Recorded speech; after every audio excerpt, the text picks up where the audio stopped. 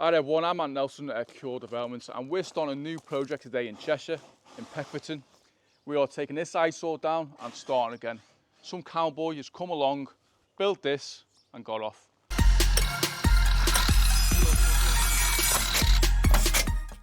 Just have a closer look how poorly this brickwork has been finished off. This has not been done by a bricklayer.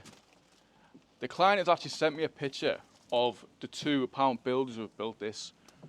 So this is the inside of the build. As you can see, we've got silicone block, which is absolutely fine. And then halfway through the build, we've got concrete block and then back to thermalites. And then we've got 6x2 used for the stud work. We've got trimmers that are not doubled, not bolted. No insulation in the roof. Windows are, I don't even know what windows they are.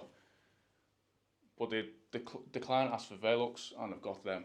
And it's just pretty poor. So now, me and the lads have to start this build completely again.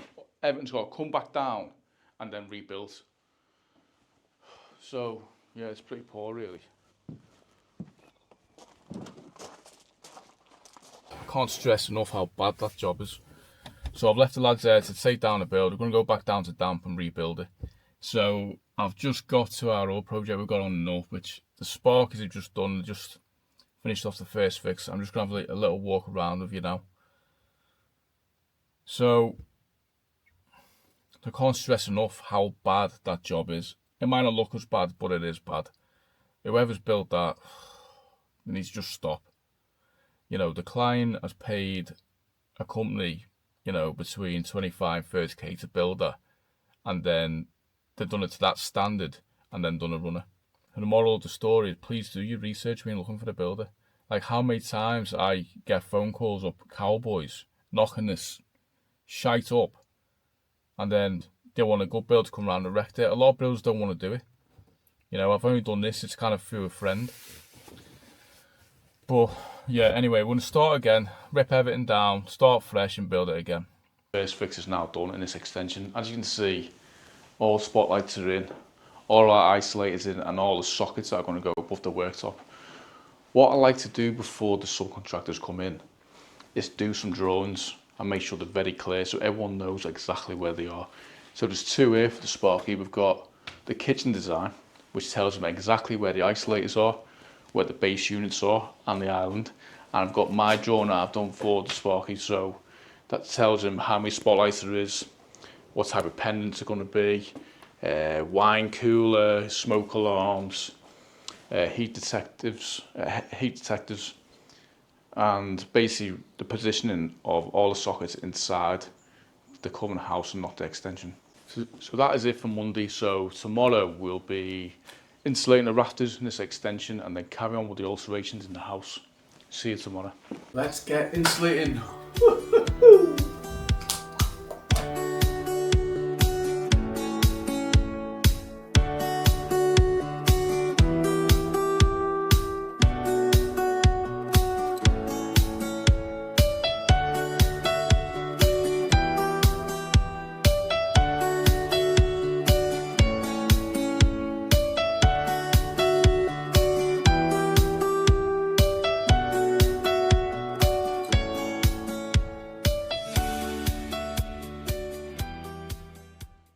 So as you can see now, all the kingspan is in and half of it is in. Be careful. So we've got 100mm in the rafters. The next step's to put 50mm kingspan underneath and then a standard plasterboard. You can either do it that way or you can buy the insulated plasterboard that's 50mm on that with the standard board attached. But that's the way we like to do it. That is the end of Tuesday. Roll on Wednesday, what we doing? Oh, more alterations. Good morning, it is Thursday. I've just done a load of running around this morning. So I've been to Chester, it's handover day there. We've got the cleaners, clean the drive and the inside of the kitchen. I've just got to Peckforton today to see this absolute our extension. Bodget and Leggett have been here and we're sorting that out, which I'll go through with Ben now and show you. And then I'm going to Northwich to carry on with the alterations with Jim. So let's go have a chat with Benji, see how far out this extension is. Ben, a bit more in detail about this build and what's going on and what to look for if you do have a feeling that you're getting a cowboy builders on your job.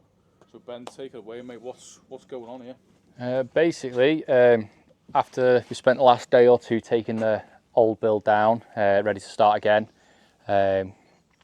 started to look at setting it out and discovered that the measurements are nowhere near the drawing. Coming out from the existing building to here, it was just over 200 mil out, and then the length of the building was nearly enough 600 mil out. So I don't know what they've done, but they've not gone against the drawings. 600 mil out in length? In length, yeah. 600 mil, that's 2 foot. How's that even possible? And then doorways weren't centralised to the build as they should have been. Everything was out of gauge, plumb, level. There wasn't really anything that you could sort of use as a reference point. So out the 2 side walls, what's the difference between that and that one at a square? What's the measurement of that and that one there? I think there's 50 mil at a length on each side. Now, basic knowledge of building, setting it out from the ground up, you shouldn't be 50 mil out on your first course. Yeah. It goes without saying, if you're wrong at the bottom, by the time you get to the top, it's going to be a mile out, and this is a mile out. So anyone that is thinking of having an extension and the builder's on site and you have a feeling that something doesn't look right, just ask the builder, you know, what's that, or something on your mind. Let them know and they'll explain to you a bit better how it's going. And as you can see here by all the waste, you know, the customer has spent probably between 20 and 25k on this extension. Now, that's just gone down the pot. And, you know, the customer at the minute is taking them to court, but, you know, how long is that going to take? You know, they're going to end up chasing the customer for about a year, trying to get the money back. And what Ben's obviously mentioned to me today as well, this is the 4th time they've done this to customers. That's right, isn't it? Yeah. There's 4 different projects that they've been working on that they've done poor work and have took the customer for a ride and then just not finished off or just ignoring the calls and stuff. So, yeah, they've left them in a bad way, really. And the builder, or so-called builder as well, is a joiner by trade. So please, why is a joiner doing the brickwork? So you've seen the brickwork earlier in the video, the quality of it. Why as a joiner would you ever try and lay a brick? So I'll just run through the standard of the brickwork that we're putting down and that we're matching the house like a weatherstruck finish.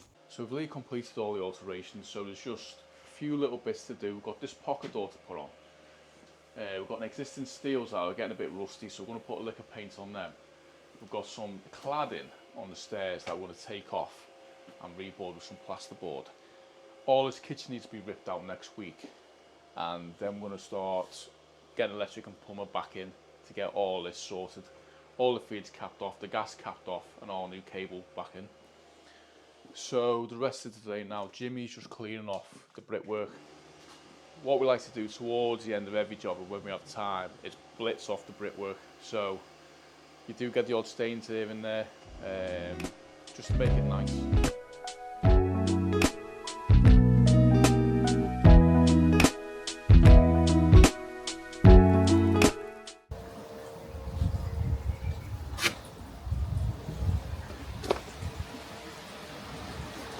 So it's Friday and we're just getting a little bit done on this job, ready for the plumber and the screed to go in next week. So I'm just finishing off caulking this window now. Then I'm going to go inside and I'm going to start prepping the floor with the screed fellas. So like I explained yesterday, we're going to put the 4-inch down with a 1-inch Celtex upstand all the way round, ready for the screed.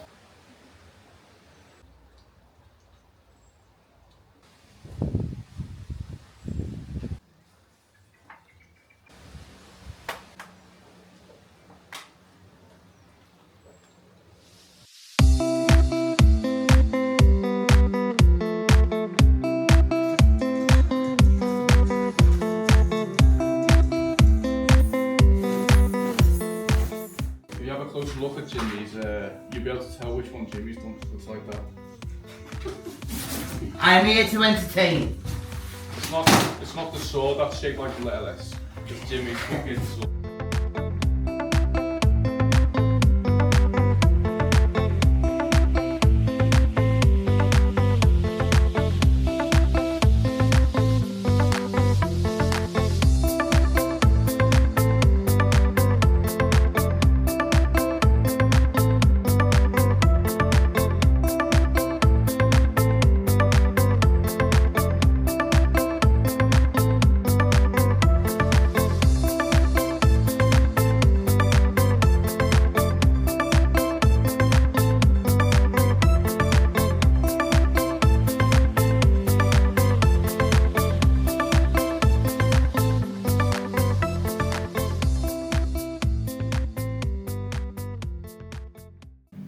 100% there now with the floor. So all the insulation's down, everything's taped, and our next step is get the vis screen down and get this cable trunking back in.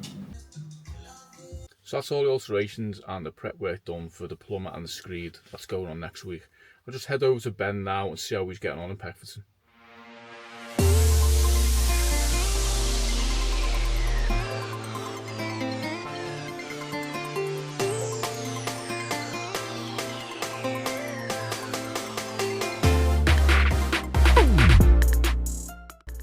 So that is it, the end of the first week on YouTube, episode 1. My idea is to bring these videos out every week and just walk us all through the day-to-day life at Acura and how we kind of run our projects. So yeah, see you in the next one.